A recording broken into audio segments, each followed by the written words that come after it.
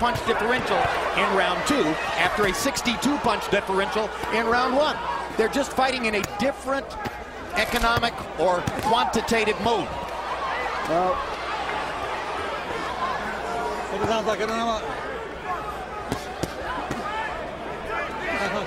you know, I have no doubt in my mind. I think that Paul is winning the fight, but I still like the fact that Winky is getting in close, and particularly that right hook of his. Even though he's not a big puncher, Paul Williams is, to me, it looks a little gangly like here and close. And neither fighter can afford to slow down at all in this fight. The first guy that starts tying a little bit, the other guy's going to take control. I think that Winky, despite the fact that he hasn't knocked out anybody of any consequence in 10 years, thinks he has to knock this kid out and is trying his best to do right. so. I see power, and in particular the right hook that I haven't saw before. But Williams punches from so many angles, you don't know never what to look out for.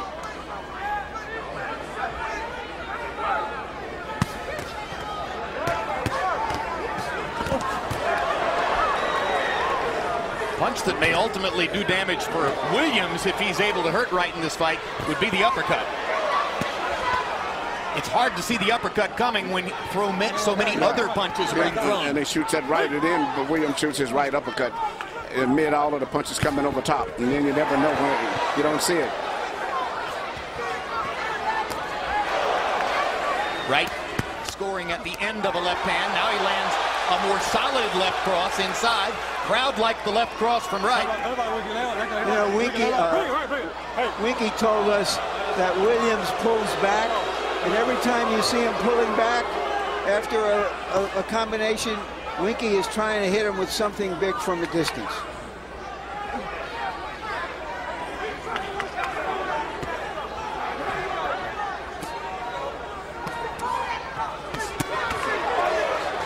Good body shot by Paul Williams. He's such a variety of punches he throws. And every time Winky looked like he was getting his rhythm with his right jab, Paul comes back. He just refuses to let someone take control of the fight. Bring it, come on. Let's go, come on. Keep playing.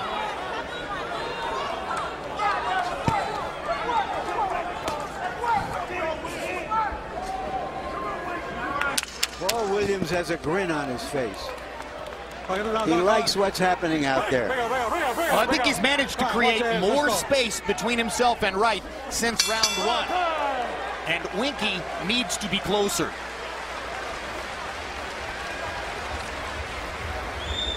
Tonight, immediately following boxing, stay tuned for the first episode of our 4-part series, Pacquiao Hatton 24/7. Each week, you'll go behind the scenes with both fighters leading up to their mega matchup on HBO pay-per-view, May 2. Now what you've done, you know what his hand speed is like, and you know what his foot speed is like. So all you have to do is stay above a step above that, okay? You got it. You're working the jab, you're working your combinations, you're stepping around. Don't get careless, keep your hands high, and get right back off with that stick. Be afraid of it, okay? That stick is what's going to keep you alive in this fight, okay? Keep that stick, keep moving around. You follow what I'm saying? Look, if you throw it right, I need for you, listen, I need for you to still stay focused. Still keep doing what you're doing. But the uppercuts are doing, that upper jab is going to work. CompuBox numbers in the 3rd round.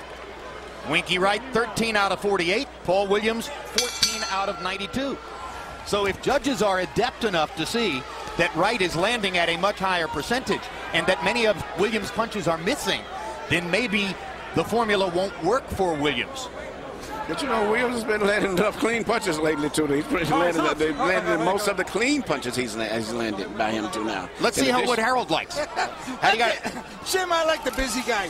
3-0. 30-27, Paul the Punisher Williams. Jim, let me tell you something. Southpaws don't do what Paul Williams does with a right hand. I mean, he's got one of the best right hands I've ever seen on a southpaw. He doubles the jab. He triples the jab.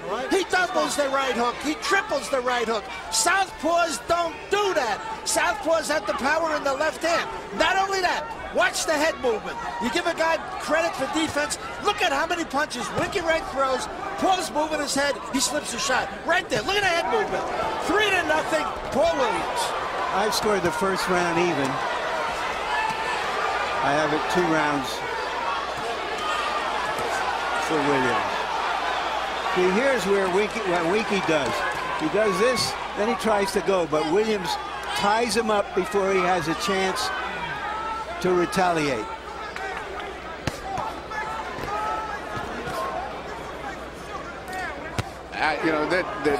I've never known Winky to be attacked himself with the intensity the way that Williams is attacking him, Paul, tonight. I mean, because usually if Shane Mosley tried to attack Winky, but Shane was just physically too strong. But when he fought Jermaine Taylor, Winky was the aggressive guy for the most part. But this guy's pushing him, pressing him, making him fight at a faster pace, and a big guy on top of that. And that just, I think, it's starting to take his effect on Winky. And you heard George Peterson telling Paul between rounds, just keep throwing your jab. Keep the stick going. That's what's going to save you in the fight. Wright landed a good left and right. Solid punches inside for Winky. His best rally since the first round. Yeah, but watch Williams try to come back and take control again. He still refuses to let Winky take control of the fight. He has to have that last punch. Good quick right hook there by Williams.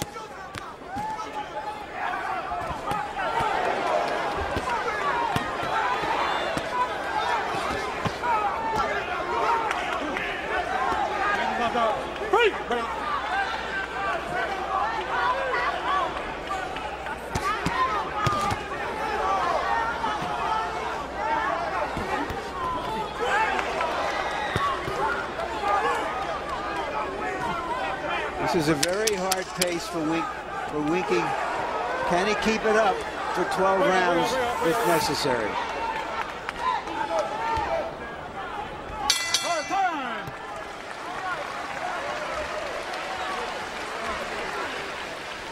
He's hitting and holding all the time, man.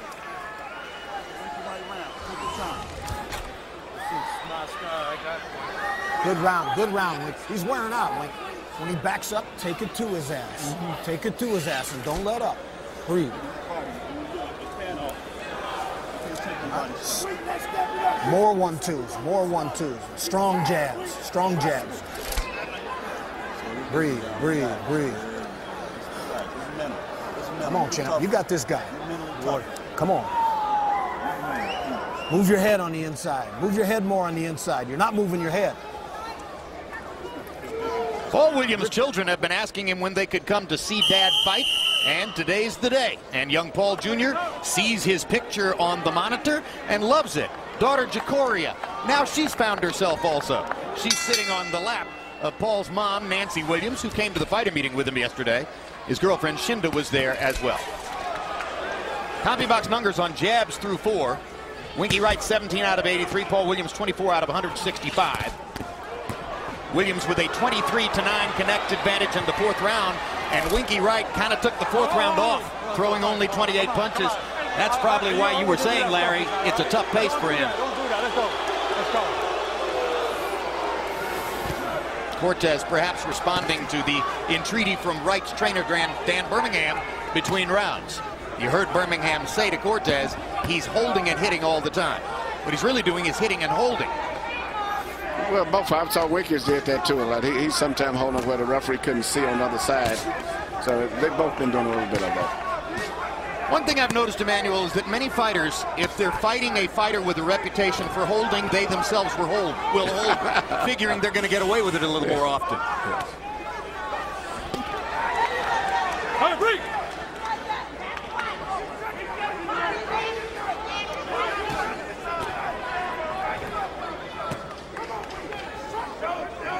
Here in round 5, it appears that Wright's punches have lost some snap.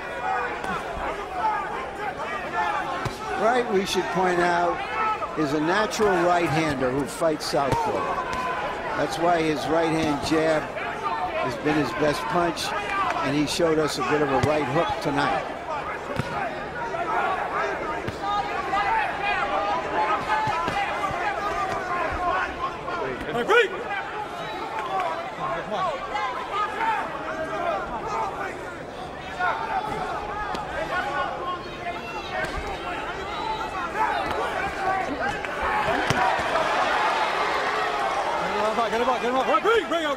Break out. Williams has slowed down a bit in this round. Yeah, but, you know, it's just a lot of punches he's throwing, you know, and say Winky is a cagey guy. He usually makes you outwork him in terms of punches so he can conserve his energy. But right now,